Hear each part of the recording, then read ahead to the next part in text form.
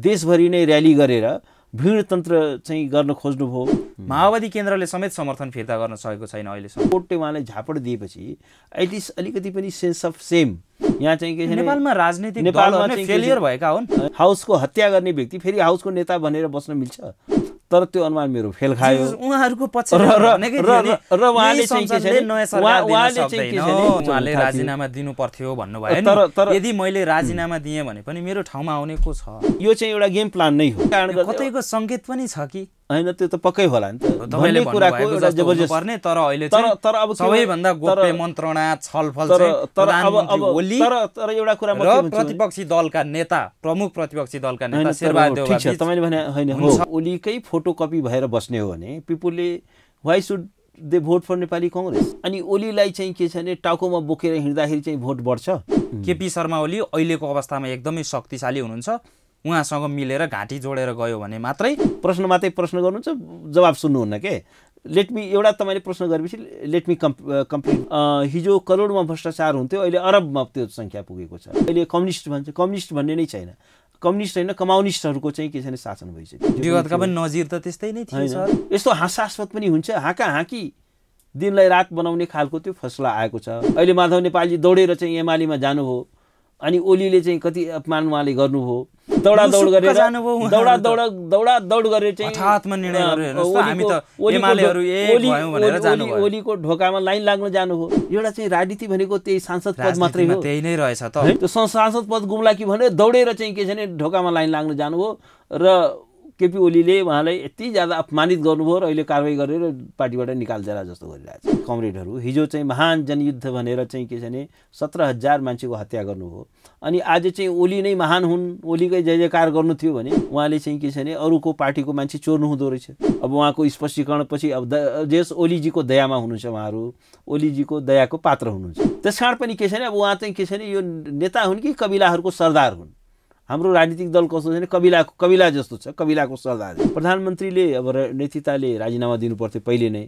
अब उहाँमा नैतिकतै छैन, त्यसमा अब नैतिकताले के राजीनामा दिनु थियो त्यतातिर धेरै बहस पनि।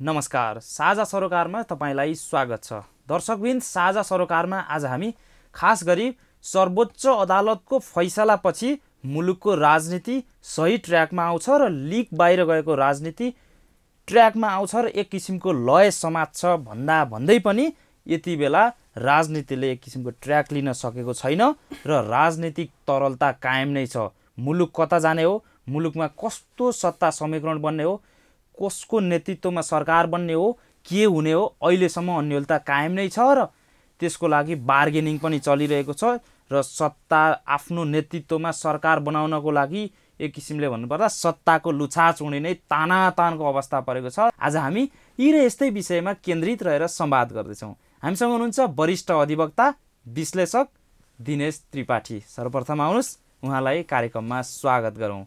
स्वागत छ यहाँलाई साझा सरोकारमा। धन्यवाद।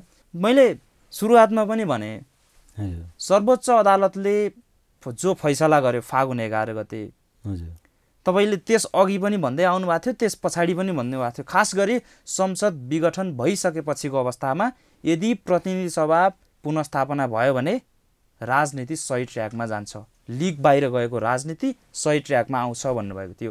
तर आजको जो परिदृश्य देखा परिरहेको छ त्यसको ठिक विपरीत देखा परिरहेको छ, झनै बढी अन्योलता कायम रहेको छ नि। यसको खास कारण चाहिँ के होला?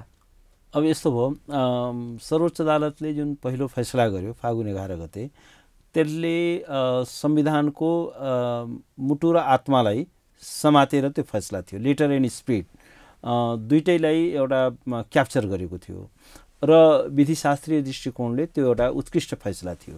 त्यसले एउटा संविधानको एउटा करेक्ट स्पिरिटमा त्यसको चाहिँ व्याख्या गरेको थियो र प्रधानमन्त्रीको जुन सिफारिस थियो, उनको जुन कदम थियो, त्यसलाई आउटराइटली यो अनकन्स्टिट्युसनल छ भनेर बोलेको थियो। र वास्तवमा त्यो प्रधानमन्त्रीको जुन सिफारिस थियो त्यो संविधानभित्र कहीँ पनि अटाउँदै थियो। संविधानको परिधिलाई, संविधानको सीमालाई, संविधानको 4 किल्लालाई नाघेर गरिएको त्यो सिफारिस थियो। त्यसकारण आउटराइटली त्यो बदर भयो। तर एउटा कुरा के हुन्छ भने अब सर्वोच्च अदालत अदालतको भूमिका के हो भने या कोर्टको भूमिका के हो भने संविधान र कानुनको व्याख्या गर्ने हो।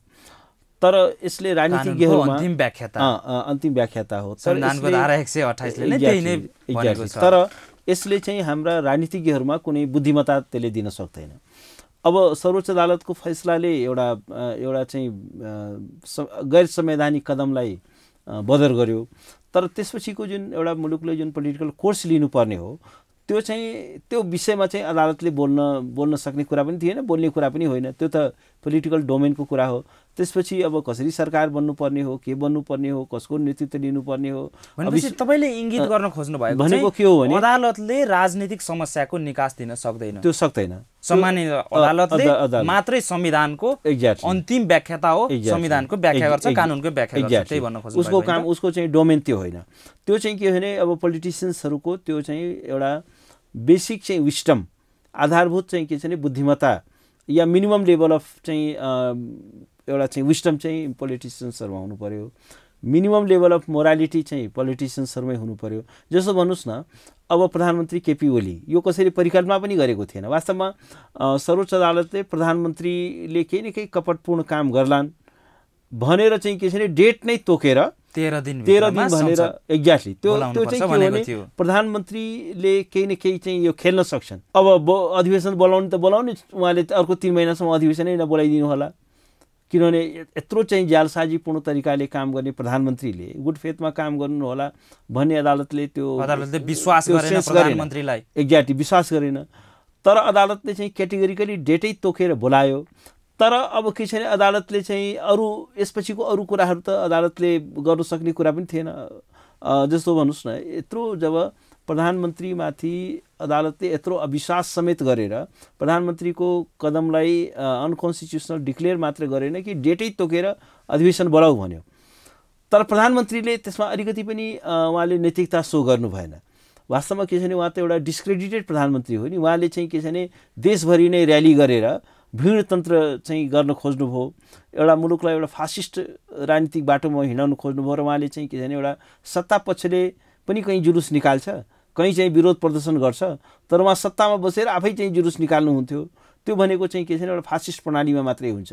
उहाँले एउटा भिडको मनोविज्ञान सिर्जना गर्न खोज्नुभयो, अदालतलाई धम्काउन खोज्नुभयो, अदालतको मानमर्दन गर्न खोज्नुभयो। र उहाँले चाहिँ के छ भने मानव कि हिज सुपर जुडिसियरी, उहाँले के भाषण गर्दै हिँड्नुभयो भने ल यो प्रतिनिधि सभा बौरिँदैन, संविधानमा त्यस्तो छँदै छैन, संविधान चुनाव हुन्छ र मैले यो भनिसकेँ भनेर चाहिँ के छ भने उहाँले त्यो ल्याङ्ग्वेजमा चाहिँ के छ भने यो विषय त छँदैछ। मैले यहाँलाई यसरी पनि जिज्ञासा राखेको थिएँ। मैले भन्न खोजेको के हो भने कि अब यत्रो गरिरहनु भएको थियो उहाँले, तर कोर्टले उहाँलाई झापड दिएपछि एटलिस्ट अलिकति पनि सेन्स अफ सेम, अलिकति एउटा लज्जाको अनुभूति। किनभने उहाँ त के छ भने प्राइम मिनिस्टर हो नि, र प्राइम मिनिस्टर भनेको त के छ भने हाउसको नेता हो नि। अब हाउसलाई मार्न खोज्ने व्यक्ति, हाउसको हत्या गर्ने व्यक्ति फेरि हाउसको नेता भनेर बस्न मिल्छ? जुन प्रतिनिधि सभाको हत्या उहाँले गर्नुभयो त्यो त अदालतले बिउताइदियो। तर अब त्यही प्रतिनिधि सभाको चाहिँ म नेता हुँ भनेर उहाँले चाहिँ कुन त्यो नैतिकताको आधार, नैतिकताको कुरा एक ठाउँमा छ। तर मैले यहाँलाई प्रतिनिधि सभा विघटन भइसकेपछि पनि जति बेला तपाईँले प्रतिनिधि सभा पुनर्स्थापना गर्नुको विकल्प नै छैन, संविधानले त्यो प्रतिनिधि सभा विघटनको अधिकार नै दिएको छैन भनेर प्रष्ट रूपमा मैसँग भन्नुभएको थियो। मैले त्यति बेला तपाईँलाई जिज्ञासा राखेको थिएँ, यदि प्रतिनिधि सभा पुनर्स्थापना नै भयो भने पनि यही संसदले नयाँ सरकार दिन सक्दैन, विभिन्न किसिमका बाधा अडचनहरू आउँछन् भनेर सोधेको थिएँ। आजको दिनमा त्यतैतिर उद्धत छैन र नेपालको राजनीतिमा अहिले जे भइरहेको छ, संसदमा जे खेल भइरहेको छ र सांसदहरू बीच, पार्टीहरू बीच जस्तो खालको खेल खेलिरहेका छन् राजनीतिक दलहरू, आज त्यही नै उद्धत गर्दैन, त्यही नै संकेत गर्दैन। अलिकति चाहिँ म अनुमान मेरो फेल खायो। मेरो अनुमान के थियो भने मान्छे जतिसुकै अनैतिक भए पनि, जतिसुकै कुनियत भए पनि, जतिसुकै बेइमान भए पनि, अब हाँकाहाँकी त जस्तो भन्नुहोस् न, प्रतिनिधि सभा पुनर्स्थापना भइसकेपछि जस्तै सुकै निर्लज्ज व्यक्तिले पनि पद छोड्छ भन्ने चाहिँ मेरो परिकल्पना थियो। किनभने एउटा कुरा, एउटा मेरो मान्यता के थियो भने कि एउटा मुलुकको प्रधानमन्त्री भएको व्यक्ति, उहाँबाट मैले धेरै नैतिकताको त आशा गरेको थिएन। तर सामान्य त्यहाँ एउटा चाहिँ के छ भने एउटा मिनिमम लेभल अफ मोरालिटी, एउटा सेन्स अफ सेम, लज्जाको अनुभूति, त्यही हाउसमा फेरि कसरी गएर फेस गर्नु, त्यही हाउसमा कसरी चाहिँ के छ भने जानु, त्यतिसम्म त एउटा त्यतिसम्मको निर्लजता त नहोला भन्ने मलाई लागेको थियो। तर त्यो अनुमान मेरो फेल खायो। उहाँहरूको पछि र उहाँले चाहिँ के छ भने उहाँको तपाईको निर्वाचनमा जानुको विकल्प छैन। अब एउटा कुरा के देख्यो भने अर्को कुरा के देख्यो भने उहाँको मतलब यो लेभलको पनि कुनियत मान्छेमा हुनसक्छ, यो हद दर्जाको एउटा बेइमानी पनि मान्छेमा हुनसक्छ, हद दर्जाको चाहिँ निर्लजता मान्छेमा हुनसक्छ, हद दर्जाको अनैतिकता पनि मान्छेमा हुनसक्छ भनेर चाहिँ के छ भने किनभने नेपाली समाजलाई मैले पनि चिनेको छु। नेपाली समाजका जुन मान्छेहरू छन्, पात्रहरू छन्, एउटा सर्टेन लेभल अफ मोरालिटी त छ नि नेपालीहरूमा। तर यति चाहिँ के छ भने एउटा उहाँ त एक्सेप्सन हो, यति त कसैले पनि परिकल्पना गर्दैन। मतलब एउटा कुनै एउटा सामान्य नेपालीबाट यति हदसम्मको अनैतिकता, यो हदसम्मको चाहिँ निर्लजता कसैले पनि एक्सपेक्ट गर्दैन। अनैतिक त उहाँ हुनुहुन्छ भन्ने चाहिँ मलाई थाहा थियो। उहाँ चाहिँ के छ भने कपटपूर्ण तरिकाले काम गर्नुहुन्छ। उहाँले राजीनामा दिनु पर्थ्यो भन्नुभयो नि। यदि मैले राजीनामा दिएँ भने पनि मेरो ठाउँमा आउने को छ?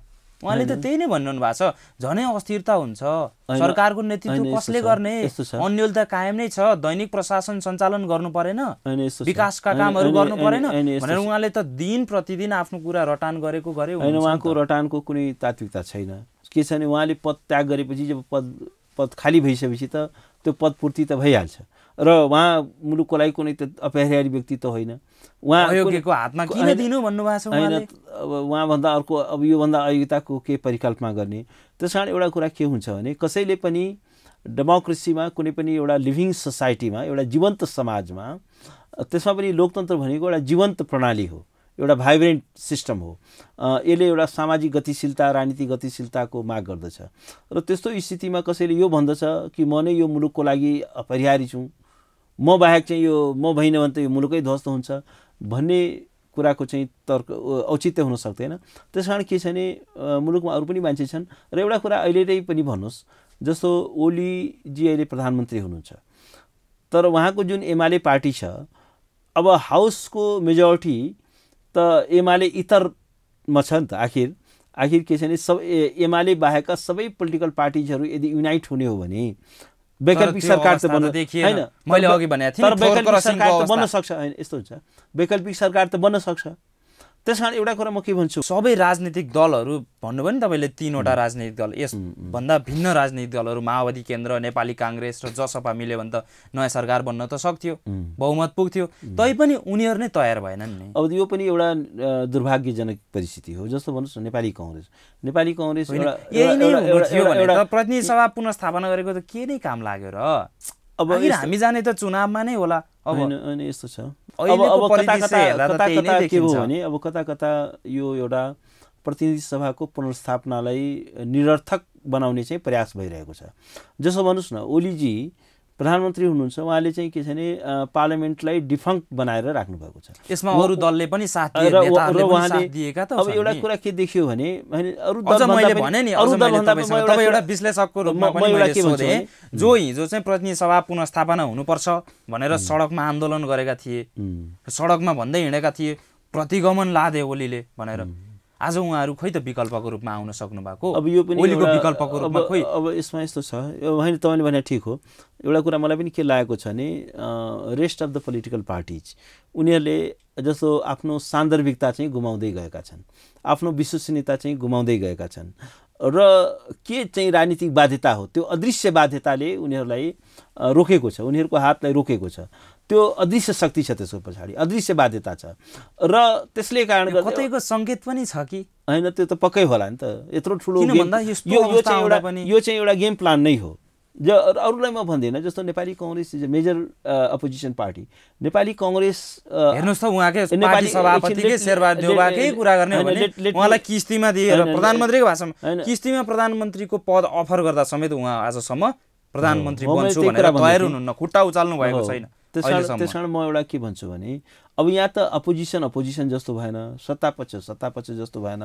जस्तो संसारभरि पार्लियामेन्ट्री डेमोक्रेसीमा अपोजिसनको एउटा चाहिँ आधारभूत धर्म नै के हो भने सत्तापक्षलाई को चाहिँ विरोध गर्नु, त्यसलाई चाहिँ जिम्मेवार बनाउनु र त्यसको विकल्पहरू तयार गर्नु। अपोजिसनको लिडर चाहिँ के छ भने प्राइम मिनिस्टर इन वेटिङ भन्छ, प्राइम मिनिस्टर इन मेकिङ भन्छ र त्यसले चाहिँ के छ भने जहिले पनि एउटा वैकल्पिक सरकार निर्माणको लागि जहिले पनि तत्पर रहनुपर्छ र त्यसले चाहिँ के छ भने सरकारले गरेका सबै कमी कमजोरीलाई चाहिँ उजागर गर्न सक्नुपर्छ।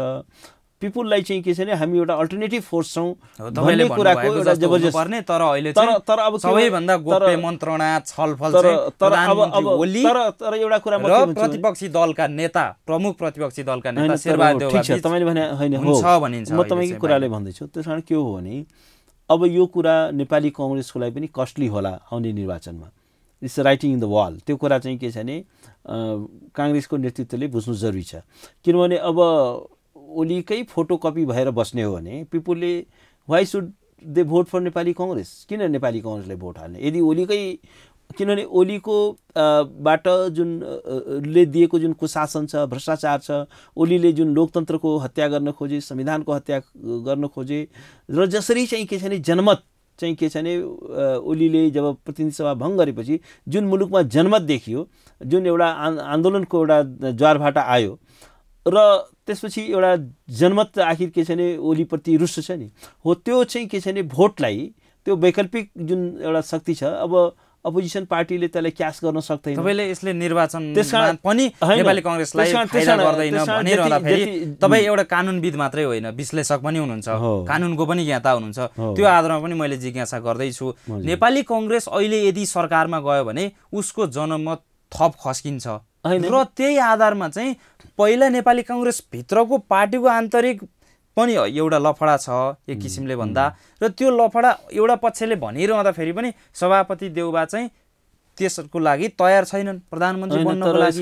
यसमा अन्तको संकेतले काम गरेको हो या पार्टीभित्र थप शक्तिशाली बन्ने आफ्नो तीव्र इच्छा भनौँ न मोहले चाहिँ काम गरेको? अब यसमा यस्तो छ जस्तो नेपाली कांग्रेसले ठीक छ तपाईले भन्नुभयो कि सत्तामा जाँदाखेरि कांग्रेसको चाहिँ पोलिटिकली चाहिँ त्यो कस्टली हुन्छ या घाटा लाग्छ।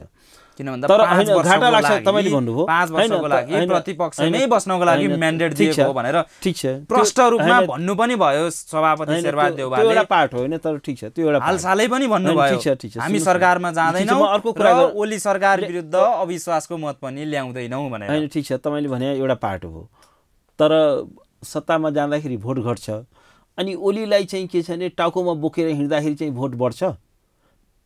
ओलीलाई जस्तो चाहिँ के छ भने डिस्क्रेडिटेड पर्सनालिटीलाई चाहिँ के छ भने टाउकोमा बोकेर हिँडेर अनि ओलीको चाहिँ फोटोकपी भएर अनि नेपाली कांग्रेसको राजनीतिक पुँजीमा वृद्धि हुन्छ नेपाली कांग्रेसको विश्वसनीयतामा वृद्धि हुन्छ त? त्यसकारण के हो भने ठीक छ नेपाली कांग्रेस आफू बनोस् नबनोस् तर के छ भने ओली इतरको सरकार बन्ने प्रक्रिया जुन छ त्यो प्रक्रियालाई नेपाली कांग्रेसले फेसिलिटेट गर्नुपर्छ र नेपाली कांग्रेसले यो पनि सोचिरहेको होला कि केपी शर्मा ओली अहिलेको अवस्थामा एकदमै शक्तिशाली हुनुहुन्छ उहाँसँग मिलेर घाँटी जोडेर गयो भने मात्रै नेपाली कांग्रेसलाई पनि नतिजा राम्रो आउँछ। हैन त्यो कुरा त झनै राजनीतिक रूपमा सुसाइडल हो। राजनीतिमा के छ भने आफूभन्दा शक्तिशालीसँग किन शेरबहादुर देउवा चाहिँ अहिले पछाडी राजनीतिमा किन ब्याक हट्नु भयो? हैन राजनीतिमा यस्तो अवसर आउँदा पनि राजनीतिमा ओली शक्तिशाली हुनुहुन्छ त्यसकारण शक्तिशाली पार्टीमा चाहिँ के छ मर्ज गरिदिने किन भन्दा उहाँले नै भन्नुभयो अनुसार उहाँकै इशारामा चाहिँ नेपाली राजनीति अघि बढिरहेको अवस्था त छैनन् शक्तिशाली छन् कि छैनन् त्यो यतिसम्म कि माओवादी केन्द्रले समर्थन समेत फिर्ता गर्न सकेको छैन। ओली विरुद्ध त्यत्रो आन्दोलन गरेको माओवादी केन्द्रले। ठीक छ अब यो के हो भने अनेकन विशेषणले चाहिँ भनौँ न एक किसिमले आलोचना गरेको ओलीको विरोध गरेको माओवादी केन्द्रले समेत समर्थन फिर्ता गर्न सकेको छैन अहिलेसम्म। हैन समर्थन फिर्ता नलिने त्यसको पछाडिको अर्कै कारण छ र एउटा कुरा के छ भने नेपाली कांग्रेस एउटा जुन तपाईले भन्नु नि समर्थन फिर्ता लिने फेरि पनि प्रतिनिधि सभा विघटन हुन सक्छ भनेर सुन्न एकछिन मलाई बोल्न दिनुस् के तपाई प्रश्न मात्रै प्रश्न गर्नुहुन्छ जवाब सुन्नुहुन्न के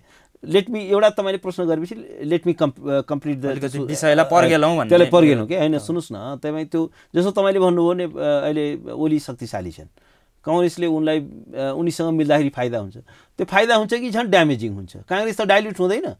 तपाईले चाहिँ के छ भने ओलीले कांग्रेसको सिट ल्याइदिन्छ कि आफ्नो पार्टीको सिट ल्याउँछ?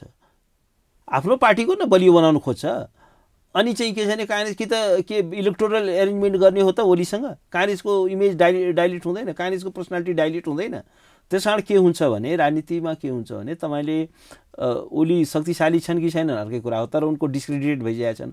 अहिले चाहिँ के छ भने राष्ट्रले ओलीको विकल्प चाहेको छ, ओली इतरको सरकार चाहेको छ। ओली इतरको सरकार बनाउने प्रक्रियालाई तपाईँले चाहिँ के छ भने फेसिलिटेट गर्नुभयो भने नेपाली कांग्रेसको चाहिँ पुँजी बढ्छ, राजनीतिक विश्वसनीयता बढ्छ। र अहिले एउटा डिस्क्रेडिटेड व्यक्तिलाई तपाईँले चाहिँ के छ भने टाउकोमा बोकेर हिँड्नुभयो भने त्यसकै फोटोकपी भन्नु हु विल भोट फर यु।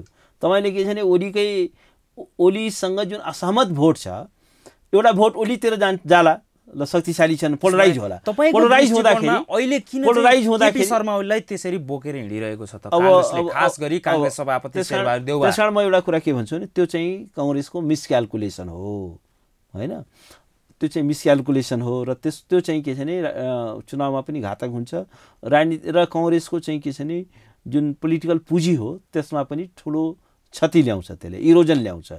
त्यसलाई चाहिँ के छ भने भोट ब्याङ्कलाई पनि के छ भने त्यसले ध्वस्त गर्छ, त्यो आधारलाई पनि गुमाउँछ। नेपाली कांग्रेसले चाहिँ के छ आफ्नो पोलिटिकल बेसलाई चाहिँ लुज गर्छ, किनभने ओलीको एउटा सिद्धान्त छ, कांग्रेसको अर्कै सिद्धान्त छ, अर्कै पोलिटिकल आइडेन्टिटी छ, अर्कै आइडियोलोजी छ। अब यो कन्टेस्टमा चाहिँ के छ भने ओलीकै फोटोकपी हुने भने त कांग्रेसको डिस्टिङ्क्ट आइडेन्टिटी के भयो त? ओलीलाई भोट हाल्ने त ओलीलाई नै हाल्छ नि, उसले कांग्रेसलाई किन हाल्छ? कांग्रेसलाई आउने भोट भनेको या रेस्ट अफ द पोलिटिकल पार्टीलाई भोट आउने भनेको त ओली इतरको भोट हो नि त। अनि ओलीसँगै मिलेर चाहिँ के छ भने उसको भोट उसलाई आउँछ त। त्यस कारण यस्तो इस सिम्पली यो चाहिँ के छ भने चाहिँ के छ भने अनएक्सेप्टेबल क्यालकुलेसन, मिसक्यालकुलेसन हो। त्यस्तो उसले पनि होला कि पार्टीभित्रकै अर्को खेमा संस्थापन इतर गुटलाई चाहिँ स्पेसमा ल्याउनको लागि उसले भनेको नमान्ने किसिमको चाहिँ एक किसिमको अहिले चलिरहेको छ। तर जे होला, तर एउटा कुरा क्लियर, फेरि पनि उहाँमा चाहिँ पार्टीभित्र शक्तिशाली बन्ने यसमा म यति मात्रै पनि काम गरेको छ कि यसमा म यति मात्रै भन्न चाहन्छु कि ओलीको एजेन्डामा हिँडेर ओलीलाई किनभने हेर्नुहोस् एउटा कुरा के स्थापित भइसक्यो भने ओलीको प्रेजेन्स यो मुलुकको डेमोक्रेसीको लागि घातक छ। ओलीको प्रेजेन्स चाहिँ के छ भने संविधानको लागि घातक छ। ओलीको प्रेजेन्स चाहिँ के छ भने मुलुकमा भ्रष्टाचार बढाएको छ, कुशासन बढाएको छ। हिजो करोडमा भ्रष्टाचार हुन्थ्यो, अहिले अरबमा त्यो सङ्ख्या पुगेको छ। अब अरबभन्दा तलको कुनै चाहिँ के छ भने स्क्यान्डल हुँदैन, त्यो 5-10 लाख 1 करोड 2 करोडको त कुनै हिसाबै छैन। अब अरबमा पुग्यो। मुलुकको चाहिँ के छ भने बजेटको अधिकांश हिस्सा चाहिँ के छ भने करप्सनमा गइरहेको छ, त्यसको चाहिँ के छ भने मिसएप्रोप्रिएसन भइरहेको छ।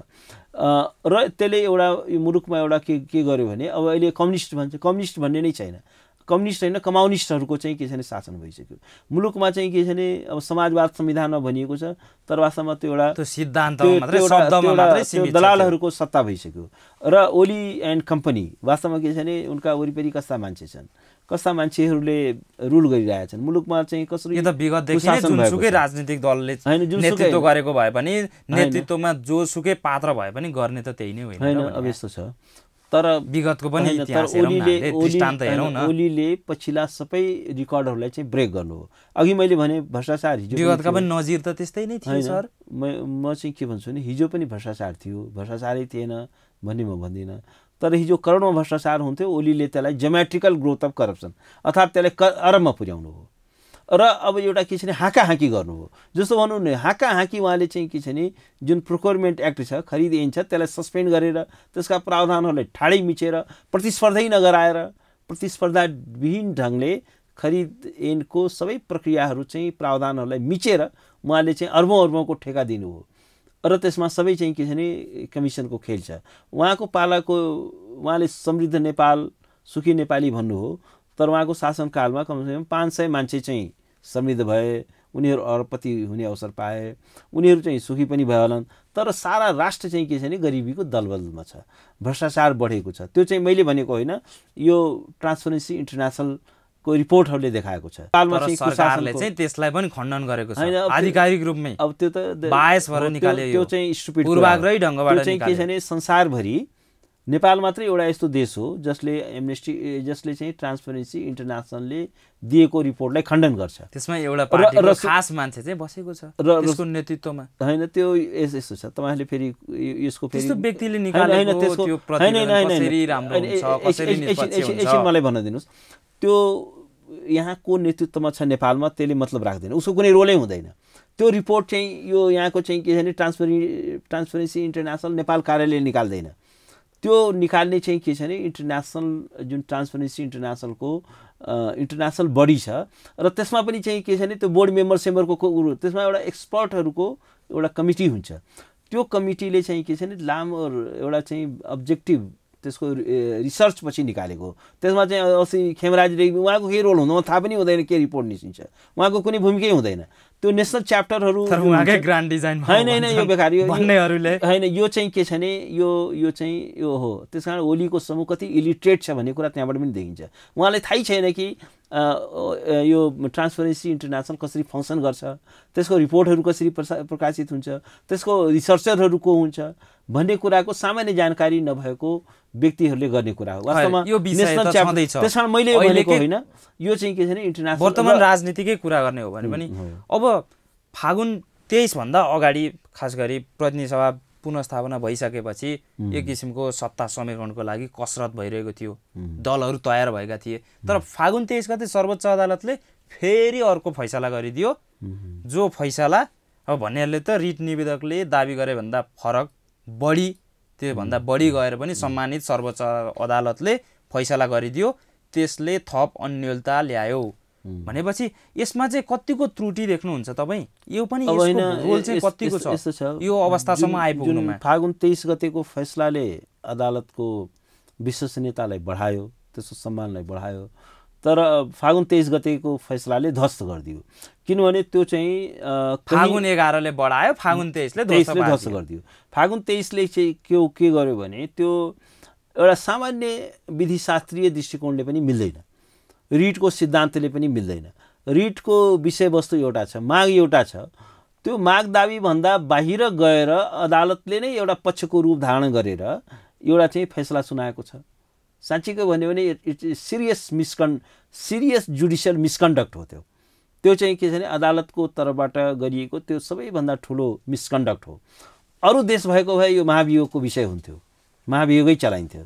किनभने यस्तो पनि हुन्छ, त्यसले कस्तो खालको चाहिँ अब राजनीतिक सङ्कट ल्यायो त त्यसपछि त एकता नै भङ्ग गर्यो, राजनीतिक दलमाथि गएर चाहिँ त्यसमा एउटा जस्तो नेपालको संविधान छ, त्यसमा चाहिँ राजनीतिक दल खोल्ने स्वतन्त्रता छ, राजनीतिक दल खोल्न सक्छ, राजनीतिक दल दुईटा राजनीतिक दल मर्ज पनि हुन सक्छ र त्यो चाहिँ संगठन खोल्ने स्वतन्त्रता अन्तर्गत राजनीतिक दल स्थापना गर्न पाउने अधिकार र स्वतन्त्रता अन्तर्गत पर्छ।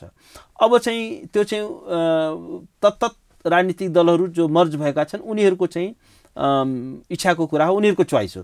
त्यसमा अदालतले तिम्रो चाहिँ एकीकरणै भङ्ग भयो, तिम्रो एकीकरणै बदर भयो, त्यो बोल्न मिल्छ। त्यसकारण के छ भने त्यो जुरिस र एउटा कुरा 5 जनाको इजलासले फागुन 11 गते एउटा बोलिसकेको छ, त्यो एकीकरणलाई मान्यता दिइसकेको छ। अब अहिले आएर 5 जनाको इजलासले पछिल्लो फैसला 5 जनाको इजलासले चाहिँ एकीकरणलाई मान्यता दिने अनि 2 जनाको इजलासले 5 जनाको इजलासले गरेको फैसलाले उल्ट्याउने, यस्तो हास्यास्पद पनि हुन्छ। हाँकी दिनलाई रात बनाउने खालको त्यो फैसला आएको छ।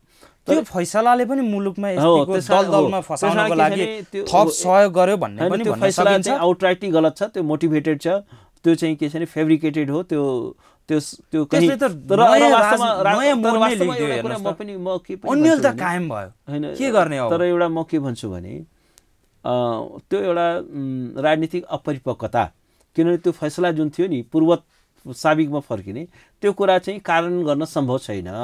किनभने त्यसपछि निर्वाचन सम्भव छैन हैन, कसै जस्तो भन्नुस् न, त्यसपछि त निर्वाचनहरू भएको छ नि त, राष्ट्रिय सभाको निर्वाचन, तिनीहरूको पद के गर्ने? त्यो पद पनि त खारिज हुनु पर्यो नि त। अहिले माधव नेपालजी दौडेर चाहिँ एमालेमा जानुभयो, अनि ओलीले चाहिँ कति अपमान उहाँले गर्नुभयो। अहिले त उहाँहरू त हैन फुटको संघारमै हुनुहुन्छ, फुटको डिलमै हुनुहुन्छ। त्यसकारण के हो भने के देखियो भने अब यदि फुट्नु भयो यो विषयमा अलिकति अर्को ठाउँमा जम्प नहुनु, पहिला यसलाई क्लियर हुन दिनु।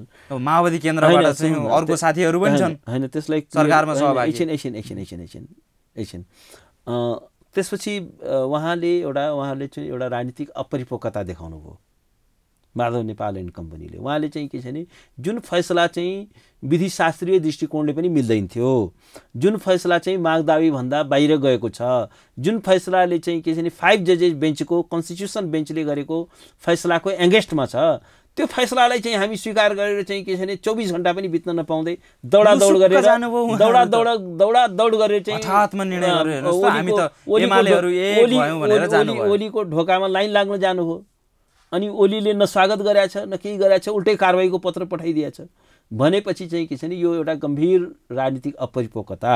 उहाँहरु पुनरावलोकनमा जानु पर्थ्यो वेट एन्ड सीमा बस्नु पर्थ्यो, पर्खर हेरेर जानु पर्थ्यो। र एउटा कुरा के छ भने उहाँलाई त्यो एउटा सांसद पदको यत्रो माया, एउटा चाहिँ राजनीति भनेको त्यही सांसद पद मात्रै हो, त्यही नै रहेछ त। अहिले त उहाँहरुले त त्यही नै चरित्र प्रदर्शन गर्नुभयो, नेताहरुलाई त कति प्यारो हुँदो रहेछ हेर्नुस् त। त्यसैले म एउटा अब कुरा के भन्छु भने अहिलेको मुलुकको दुर्दशाको लागि केपी ओली जति जिम्मेवार हुनुहुन्छ त्यति नै यो Madhav Nepal and company, Prachanda and company पनि त्यति नै जिम्मेवार छ।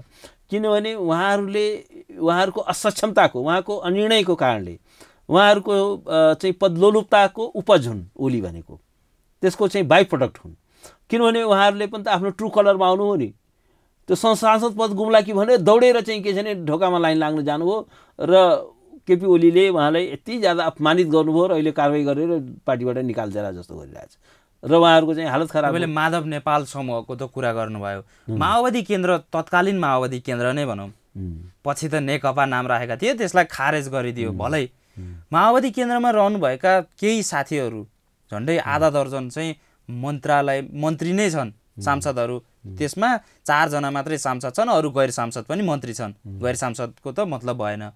यो ती सांसदहरू जो सांसदहरू थिए ती मन्त्रीहरू अहिले छन्, उहाँहरूको चाहिँ के हुन्छ? होइन एउटा कुरा उनीहरूको त के छ भने फ्लोर क्रस गर्यो भने पद जान्छ, त्यसको लागि चाहिँ के छ भने पार्टीको त्यसरी त्याग गर्न मिल्दैन। किनभने जुन पार्टीबाट निर्वाचित भएको हो, जुन चिन्हमा निर्वाचित भएको हो, त्यो पार्टीको डिसिप्लिनमा बस्नुपर्ने हुन्छ। मैले फेरि पनि जोडिहालेँ, तर एउटा कुरा म के भन्छु भने उहाँलाई चाहिँ हामीलाई पदको ठुलो कुरो भएन, ठिक छ, हामी पद गए पनि जाओस्, हामी मूल प्रवाहमा छौँ, हामी सैद्धान्तिक रूपमा एक भएका हौँ भन्नुभएको छ। एउटा कुरा हिजो यसलाई चाहिँ त्याग पनि मान्न सकिएला नि। हिजो कामरेड बादल सबै कुरा आलोचनात्मक रूपमा मात्र नहेरौँ न। हिजो कामरेड बादल, कामरेड चाहिँ के छ भने प्रभु शाह, कमरेड चाहिँ त्यो बहादुर रायमाझी, लेखराज भट्ट यी लगायतका कमरेडहरू हिजो चाहिँ महान जनयुद्ध भनेर चाहिँ के छ भने 17,000 मान्छेको हत्या गर्नुभयो। अनि आज चाहिँ ओली नै महान हुन्, ओलीकै जय जयकार गर्नु थियो भने किन त्यो चाहिँ किन यत्रो मान्छेको हत्या गरेको, के को लागि गएको? यही पदै पाउनको लागि चाहिँ के छ भने ओलीको जय जयकारै गर्नु थियो भने हिजै जय जयकार गरे भइगयो नि, के त्यसको जस्टिफिकेसन छ? त्यस कारण के छ भने अब राजनीतिक रूपमा उहाँहरू चाहिँ च्युत भइसक्नुभयो, दे लस्ट देयर क्रेडिबिलिटी र उनीहरूको चाहिँ राजनीतिको पुँजी समाप्त भइसकेको छ। र वास्तवमा साँच्चीकै भन्यो भने अब यो हाम्रो विचित्रको मनोविज्ञान छ कि यस्ता मान्छे पनि राजनीतिमा टिकिरहन सक्दो रहेछ। हाम्रो कस्तो मनोविज्ञान हो कि यस्ता मान्छेले पनि हामी नेता मान्दो रहेछौँ, यस्ता मान्छे पनि चुनाव जित्दा रहेछन्। तर अलिकति यस्ता व्यक्तिहरू चाहिँ लोकतन्त्रको स्वास्थ्यको लागि, एउटा राजनीतिक नैतिकताको लागि पनि यो यस्ता मान्छेहरू चाहिँ के छ भने नेपालमा त नैतिक राजनीतिक खडेरी छ नि त, बाहिरिनु जरुरी छ। किन यस्तो पनि हुन्छ, हिजो चाहिँ के छ भने महान जनयुद्ध विकल्प भन्दै मान्छे मार्दै हिँड्ने, त्यही भएर मान्दै हिँड्ने, अनि आज ओलीको जय जयकार गर्ने, ओली जस्तो महान व्यक्ति कोही छैन भन्दै हिँड्ने। अब यो त यस्तो कुरालाई पनि हामी एक्सेप्ट गर्दछौँ भने हामी कस्ता नागरिक हौँ, ती कस्ता नेता हुन्, हाम्रो कस्तो मनोविज्ञान हो। त्यस कारण के छ भने अब मुलुक चाहिँ एउटा धेरै हामी एउटा असहज परिस्थितिमा छौँ। र वास्तवमा के हो भने अब ओलीको एउटा अनैतिकता त्यहाँबाट पनि देखिन्छ कि उहाँले चाहिँ के छ भने अरूको पार्टीको मान्छे चोर्नु हुँदो रहेछ, तिनीहरूलाई ल्याएर चाहिँ के छ भने पार्टी फुटाउनु हुँदो रहेछ, तिनीहरूलाई ल्याएर आफ्नो पार्टीमा चाहिँ के छ भने मन्त्री बनाउनु हुँदो रहेछ। र यो चाहिँ के छ भने एउटा अपवित्र गठबन्धन र अपवित्र साँठगाँठ चाहिँ देखिन्छ। त्यस कारण यसले नेपाली राजनीतिमा एउटा गम्भीर अहिलेको अवस्थामा नेकपा मात्रै होइन, नेकपा एमाले मात्रै होइन, जसपा समेत फुटको सङ्घारमा छ। हेर्नुहोस् त अब यो यहाँ हामी कहाँ के छ भने पार्टी सिस्टमै छैन भने पनि हुन्छ। यहाँ चाहिँ के छ नेपालमा राजनीतिक दलहरु फेलियर भएका हुन्। हैन, पछिल्लो यो दृष्टान्तले फेलियर भन्दा पनि संकेत गर्दैन। फेलियर पनि म भन्दिनँ, नेपालमा पोलिटिकल पार्टी नै बिल्ड भइसकेको छैन। यहाँ चाहिँ के छ भने अलिअलि गिरोह जस्तो केही ग्रुपहरू तयार भए, त्यो गिरोहहरूको काम चाहिँ के छ भने सत्ता कब्जा गर्ने र सत्ता प्राप्त गरिसकेपछि जसरी पनि सत्तामा बनिरहने, त्यो एउटा गिरोह मात्रै छ। स्वार्थ मिल्यो भने त्यो एउटा गिरोहले काम गर्दो सबै यिनीहरू राजनीतिक दल होइनन्, सबै एउटा गिरोह मात्रै हुन्। किन यिनीहरूसँग फगत स्वार्थ पूर्तिका लागि एक्ज्याक्टली न कुनै भिजन छ, न कुनै मिसन छ, न कुनै चाहिँ आइडियलिजम छ, न कुनै प्रोग्राम छ, न कुनै विचार छ, न एउटा कुनै सोसल पोलिटिकल ट्रान्सफर्मेसनको कुनै एजेन्डा छ। पोलिटिकल पार्टी भनेको चाहिँ के छ भने नेसन बिल्डिङको इन्स्ट्रुमेन्ट हो। पोलिटिकल पार्टी भनेको चाहिँ के छ भने त्यसले डेमोक्रेटाइजेसनको टुल हो। पोलिटिकल पार्टीले के गर्छ भने पिपुलको एस्पिरेसनलाई, पिपुलको आवाजलाई त्यसले चाहिँ च्याम्पियन गर्छ, त्यसलाई बाणी प्रदान गर्छ। र यिनीहरू नेपालमा चाहिँ के छ भने यो पोलिटिकल पार्टी के छ, यो त सबै सत्ता प्राप्त गर्ने एउटा गिरोह जस्तो, अपराधिक जत्था जस्तो छ। त्यहाँ चाहिँ कहाँ डिबेट छ, कुनै डिस्कसन छ, कुनै स्कुल अफ थटको विवाद छ, के पोलिसी एन्ड प्रोग्राममा कुनै डिबेट छ। र हाम्रो चाहिँ के छ भने यो कारणले डिफरेन्सेस हो र यो कारणले हामी मिलेका छौँ। ल भन्नुहोस् न रामबहादुर थापाजी हिजो चाहिँ के छ भने मान्छे मार्दै हिँड्नुभयो, लेखनाथ भट्टजी मान्छे मार्दै हिँड्नुभयो, टोपबहादुर रामाजीले मान्छे मार्दै हिँडे। अब अहिले चाहिँ के छ भने के कुरामा चाहिँ के छ भने ओली नै महान हुन्, के चाहिँ पोलिसी र प्रोग्राममा चाहिँ उनीहरूको चाहिँ के छ भने एउटा मिलन। उहाँ त नेता हो रे नि त, नेकपाको अध्यक्ष, सबैले मानेको नेता। त्यसकारण के हो, त्यही भएर मूल प्रभाव, मूल राजनीति त्यसकारण के हो भने यो विचारविहीन राजनीति, एजेन्डाविहीन राजनीति, जुन राजनीतिसँग कुनै एउटा रूपान्तरणको एजेन्डा छैन, जुन राजनीतिसँग कुनै नैतिकता छैन, जुन राजनीतिक दलहरू सिर्फ चाहिँ राजनीतिक दल भनौँ, राजनीतिक गिरोहहरू, राजनीतिक एउटा चाहिँ जत्थाहरू, त्यो यस्तो पार्ट अफ द प्रब्लम हो, पार्ट अफ द सोल्युसन होइन। यसले मुलुकलाई कुनै निकास दिँदैन। र वास्तवमा के छ भने आज यो एउटा चाहिँ जत्थाले चाहिँ के छ भने मुलुकको गिरोहले चाहिँ राजनीति कब्जा गरेको छ। र सारा राष्ट्रमा गयो भने उहाँहरूको सांसद पद खारेज हुन सक्छ होइन त? माधव नेपाल समूह र होइन, माधव नेपाल समूह त अहिले उहाँ चाहिँ अब एमालेमै उहाँ चाहिँ शरण लिन पुग्नु भएको छ। अब उहाँको स्पष्टीकरण पछि अब जेस ओलीजीको दयामा हुनुहुन्छ, उहाँहरू ओलीजीको दयाको पात्र हुनुहुन्छ। ओलीजीले कारवाही गरेर निकाली पनि दिन सक्नुहुन्छ, उहाँले सांसदबाट पनि निकालिदिन सक्नुहुन्छ। ओलीलाई चाहिँ के छ भने अस्ति पार्टीले पुरा सर्वशक्तिमान बनाएको छ। त्यो चाहिँ विधानको कुन धाराले दियो, कुन दफाले दियो त्यो चाहिँ स्पष्ट छैन। तर जे होस् उहाँले चाहिँ ओलीले नै सबै पावर एक्सर्साइज गर्ने भनिदियो। त्यसकारण पनि के छ भने अब उहाँ चाहिँ के छ भने यो नेता हुन् कि कबिलाहरूको सरदार हुन्। हाम्रो राजनीतिक दल कस्तो छ भने कबिला जस्तो छ, कबिलाको सरदार जस्तो। कबिलाको सरदारले ल त यहाँ हाम फालेर मर भन्यो भने हाम फाल्नेवाला हुन्। कुनै त्यहाँ डिस्कसन छैन, डिबेट छैन, कुनै ऱ्यासनल थिङ्किङ छैन। त्यस निम्ति के हो भने अब त्यसको दयामा हुनु छ। तर अब के छ भने फ्लोर क्रसिङ यदि रामबहादुर थापाजीहरूले गर्नु भने of course they will lose their parliamentary seat. उनीहरूले चाहिँ के छ भने पार्लियामेन्टको सिट चाहिँ लुज गर्छन्। पार्टीले त व्हिप जारी गर्ला, त व्हिप जारी गरेपछि आउनुस् भनेर त बोलाइ नै सक्यो, सरकारबाट फिर्ता बोलाइसक्यो। र भोलि चाहिँ के छ भने भोटिङ होला, पार्लियामेन्ट्री भोटमा यदि पार्टीको त्यो भोटसम्म जाने अवस्था देख्नुहुन्छ तपाईँ? विश्वास अविश्वासको मतदेखि लिएर प्रधानमन्त्री, नयाँ सरकारको लागि प्रधानमन्त्री चुन्ने, संसदमा त्यो चरणसम्म पुग्न सक्ने अवस्था देख्नुहुन्छ कि देख्नुहुन्न तपाईँ? यो मुलुकको राजनीति अहिले पछिल्लो परिदृश्य यतिकै यस्तो छ जस्तो एकदम मनैबाट यस्तो छ। म भनौँ जस्तो संविधानको धारा 100ले के कुरा भन्छ भने प्रधानमन्त्रीले कुनै पनि बेला संसदमा मेरो चाहिँ विश्वास छ, संसदको म प्रति विश्वास छ भनेर विश्वासको मत लिन सक्छ, नम्बर 1। त्यसपछि संविधानको धारा 100 को अर्को बन्दोबस्त फेरि के छ भने त्यो प्रधानमन्त्रीलाई त्यो राजनीतिक दल चाहिँ फुट्यो या सरकारमा सहभागी कुनै राजनीतिक दलले या समर्थन फिर्ता लियो भने चाहिँ के छ भने विश्वासको मत लिनुपर्छ। वास्तवमा के छ भने म एउटा के भन्छ क्याटेगोरिकली के भन्छु भने प्रधानमन्त्रीले अब नैतिकताले राजीनामा दिनुपर्थ्यो पहिले नै। अब उहाँमा नैतिकतै छैन, त्यस कारण अब नैतिकताले के राजीनामा दिनुहुन्छ त्यतातिर धेरै बहस पनि नगरौँ। फेरि पनि संसद विघटन हुन सक्ने अवस्था चाहिँ छ कि छैन? फेरि पनि संसद विघटन हुन सक्छ कि सक्दैन? किनभने कानुनी रूपमा पनि आज तपाईले प्रश्न पार्दिनु। ठिक छ, त्यसपछिको कुरा अर्कै छ, त्यो मैले भन्न खोजेको कुरा अर्को छ। त्यसपछि अहिले चाहिँ के छ भने प्रधानमन्त्रीले, किनभने अहिले त सिचुएसन त कन्फ्युजिङ हो नि, प्रधानमन्त्रीले भन्नुहुन्छ म विरुद्ध अविश्वास ल्याऊ, तर वास्तवमा त्यो होइन। प्रधानमन्त्रीले ओपन च्यालेन्ज होइन त्यो त छँदैछ, मलाई भन्न दिनुहोस् न तपाईँले। प्रधानमन्त्री अहिले चाहिँ के गर्नुपर्छ भने अपोजिसन च्यालेन्ज गर्ने होइन, प्रधानमन्त्रीमा नैतिकता छ भने पहिले चाहिँ उहाँले विश्वासको मत लिएर देखाउनु पऱ्यो नि त। तपाईँहरूले चाहिँ भन्नुहुन्छ ममा विश्वास छैन, तर चाहिँ के छ भने म प्रधानमन्त्री किनभने हेर्नुहोस् पार्लियामेन्ट्री डेमोक्रेसीको के हुन्छ भने अनि अविश्वासको प्रस्ताव पनि त दर्ता गराउनु पर्यो नि त संसदमा विपक्षी दलहरूले अविश्वासको प्रस्ताव दर्ता यही त अलिकति कन्फ्युजिङ अलिकति क्लियरफुली बुझ्नु जरुरी छ क्या संविधानको धारा 100 बुझ्नु जरुरी छ त्यो के छ भने प्रधानमन्त्री किन संविधानको धारा 100 मा त्यो कुरा लेखियो प्रधानमन्त्रीले संसदको आफूमाथि विश्वास छ भन्ने कुरा एउटा त्यो विश्वासको मत लिन उपयुक्त ठान्यो उपयुक्त अवस्था हो कि होइन अहिले जस्तो भन्नुस् न अहिले प्रधानमन्त्रीमा संसदको विश्वास छ कि छैन किनभने अब सिचुएसन कन्फ्युजिङ छ किनभने अब उहाँको चाहिँ के छ भने 76 उहाँको चाहिँ जुन सरकार थियो त्यो नेकपा माओवादीको समर्थनमा पनि बनेको थियो त्यो अहिले चाहिँ के छ भने पार्टी दुईटा भइसक्यो र उहाँ 76 को सरकार छ त्यसकारण के छ भने पार्टी दुईटा भयो कि भएन जस्तो भन्नुस् न माओवादी फर्केर गयो एमाले पनि चाहिँ 76 को सरकार सो त 2 मा आयो हैन एक्ज्याक्टली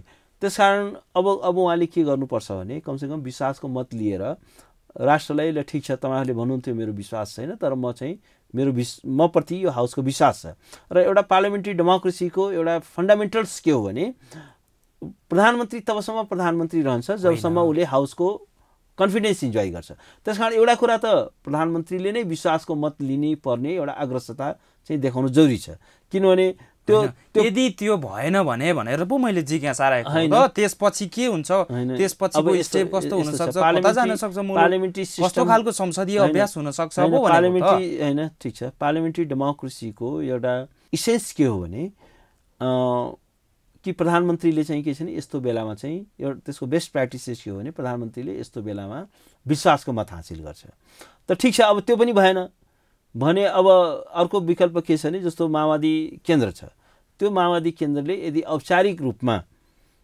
समर्थन फिर्ता लियो भने चाहिँ अनिवार्य रूपमा चाहिँ के छ भने लिनै पर्ने 30 दिनभित्र विश्वासको मत लिनै पर्ने बाध्यता छ अहिले अर्को कुरो पनि छ यसमा पनि क्लियर पारिहालौं माओवादी केन्द्रले यस अर्थमा पनि लिएको छैन कि यदि समर्थन फिर्ता लियो भने विश्वासको मतको लागि चाहिँ उहाँले गर्नुहुन्छ जसपा चाहिँ फुट्दै छ अब फुटाउँदै हुनुहुन्छ उहाँले त्यस पश्चात थप 1 वर्ष चाहिँ केपी शर्मा ओलीले रहनुहुन्छ किन भन्दा अहिले त जसरी हुन्छ केपी शर्मा ओलीलाई बहिर्गमन गराउनु नै छ माओवादी केन्द्रको त्यस अर्थ पनि डराइरहेको छ अहिले यस्तो छ उहाँहरुले अब यो फेरि पनि संसद विघटन हुन सक्छ त्यसपछि त यदि संवैधानिक व्यवस्था निर्वाचनमा जानुको विकल्प नहुन सक्छ संवैधानिक व्यवस्था के छ भने यदि एउटा विश्वासको प्रस्ताव फेल भइसकेपछि अब 1 वर्षसम्म अर्को ल्याउन पाइदैन यो चाहिँ क्याटेगोरिकली यो कुरा संविधानमा लेखिएको छ तर अहिले नै प्राइम मिनिस्टरले डिजोल्भ किन गर्न सक्छ त्यही भएर हतारमा निर्णय नगरेको त्यसपछि डिजोल्भ किन गर्न सक्छ भने किनभने अब लार्जेस्ट पार्टीको सरकारको कुरा आउँछ